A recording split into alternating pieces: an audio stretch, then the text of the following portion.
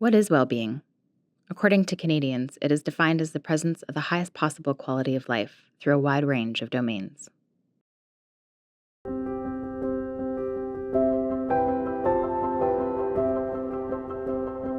The issue of health and well-being, income, education, all these issues, they're interrelated.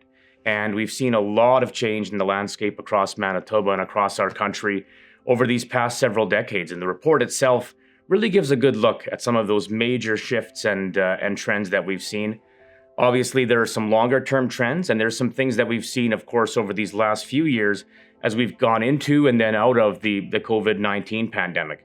We've also gone through a recent period of very significant and sustained price inflation, which has impacted a lot of people.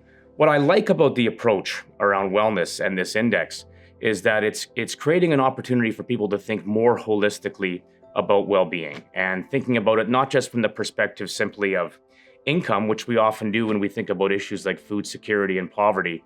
It's about so much more than just that. It's about people's income, their housing, but also their education, their recreational outcomes, their mental health, physical health, and their community ties. And so much of that is delved into this report. It really gives a comprehensive picture into what's happening here in Manitoba.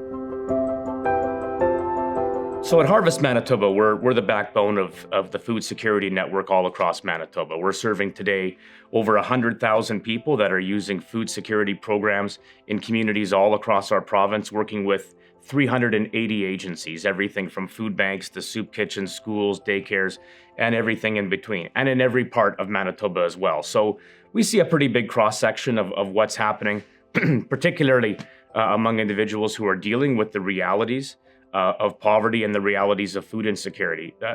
The biggest thing that we've seen, particularly since the pandemic, and as we've come out of the pandemic and through a period of quite high and sustained price inflation, is that the face of people that use food banks and the face of people who are facing food insecurity in Manitoba continues to change. We do see traditional groups, of course, going to food banks, individuals with disabilities, individuals living on income assistance, those that are in precarious employment and those challenges.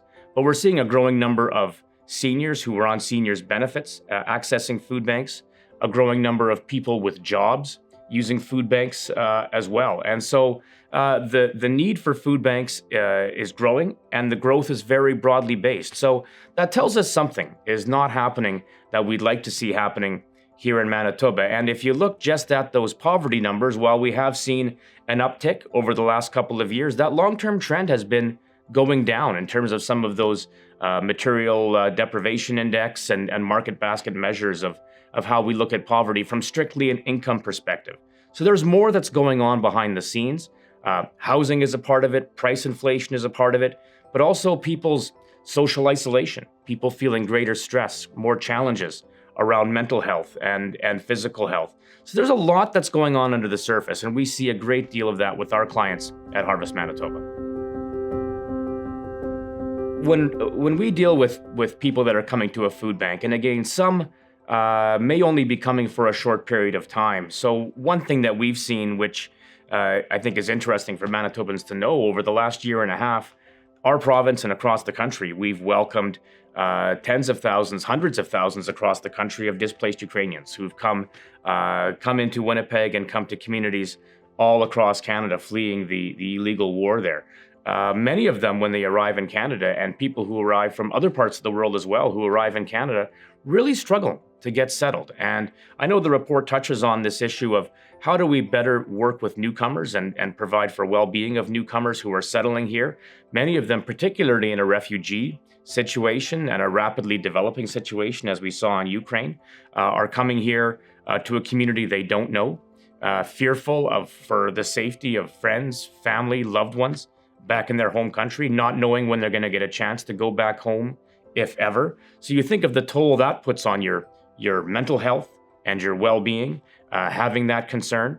At the same time, you're now in a new country where you don't speak the language, your foreign credentials aren't recognized, and you don't have the supports that you need to get on your feet.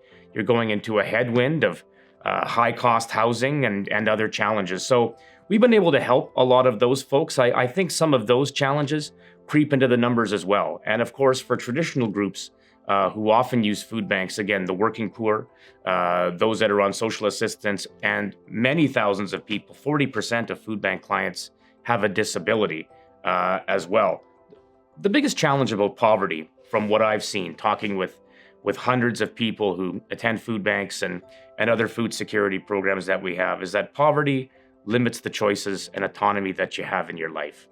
And you're making the most difficult decisions between being able to put healthy, nutritious food on the table for yourself and your children versus perhaps looking to have that rent money to be able to move into a place that better serves your family's needs and not being able to access or find that available housing, managing challenges of childcare, transportation, education, and recreation, which of course is important for all of our well-being. So that challenge in terms of choices and people feeling like they're trapped, not having the autonomy to be able to make the choices for their own well-being because they don't have the financial resources available.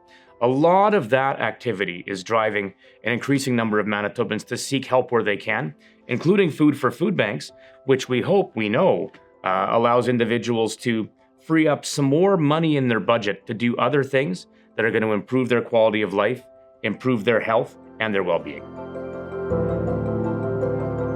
Certainly, having a look at reports such as this and looking at what's happening out in the community, we have visitors from all walks of life, all parts of our province visit us at Harvest Manitoba, whether they're volunteering in our warehouse, helping us pack hampers, sort potatoes, deliver to our food banks, or work at agencies all across our province. So I always say the first step is come to Harvest, spend some time with us, learn what's happening, get a chance to have a conversation with somebody that comes from a different walk of life than you do. Come to understand their challenges because, again, these are people just like anybody in your family or your place of work or who lives in your neighborhood. And I'm reminded so often of many of the stories of individuals, of people who come to food banks because they've been challenged by disability. For example, a disability that they've acquired in life or acquired during the course of their work or because of a health ailment. That can happen to anybody. And for so many people, their life has been turned upside down by disability. And now they are going to a food bank when they never thought they would have had to do it. And they're now facing a lifetime of poverty and lack of true well-being and challenges with physical and mental health and poverty issues. So understanding those realities is the first step, whether it's people from the corporate community or people from all walks of life who want to learn more about it. There are amazing organizations doing great work in food security, poverty reduction, housing, other issues all across our community. And of course, we're always happy to welcome folks to Harvest Manitoba to learn more about our work and get involved. Well, Harvest Manitoba has always been about so much more than just hampers. It's about hope. And the hope that we see comes from the strength in the communities that we serve. I mentioned earlier about displaced Ukrainians coming to food banks in record numbers and being a big part of the challenge that food banks have had in terms of record numbers over the past year and a half. But there's been a lot of hope in that. And I think back to someone I got to know over the past year. Her name is Veronica, again, a displaced woman from Ukraine with 2 children, came to Canada, her husband fighting back home in the war, in a strange land, in a country where she didn't speak the language, unfamiliar with what's happening, came to Harvest originally to access food, but then got involved in our warehouse training programs, a 6-week low barrier program to take people into their first job or into a new career in Veronica's case. And she was able to make that transition very quickly into gainful work in the private sector. And she's doing great, and she's doing good for her family and building her social connections here in Winnipeg and here in a new country. So there's always hope. And the reality is agencies like Harvest, we don't want to see people using food banks for the long haul. We want to see food banks be a tool to get people on their feet, whether it's until they find their next job or their training opportunity, or they're able to get through a crisis in their life or a health challenge.